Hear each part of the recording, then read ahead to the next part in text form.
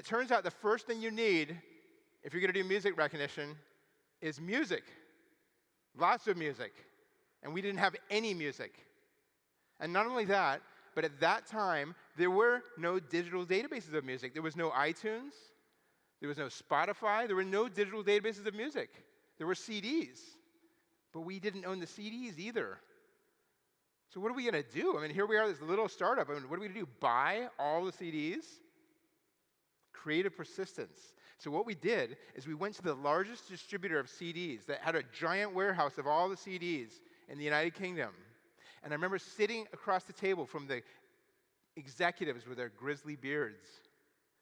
And I said to them, you know, the world is changing. The world is going to digital. Wouldn't it be great to have a digital copy of all that music? We can build it for you for free. And without exchanging a single dollar, we had a partnership where we co-located 30 18-year-olds at the site of their warehouse. And these 30 18-year-olds worked in 3 8-hour shifts, 24 hours a day, going to the racks, picking CDs, putting them into computers, running software that we had custom built.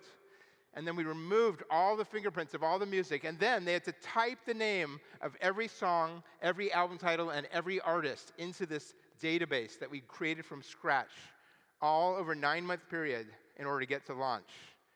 Creative persistence, right? Not a single dollar spent on those CDs. And then the other thing I didn't realize, and I thought, I'm going to build a music recognition company. But I didn't really think, hold on, that means you're actually building a search engine. We're searching music. And you couldn't just go and get a search engine. There was no Amazon Web Services.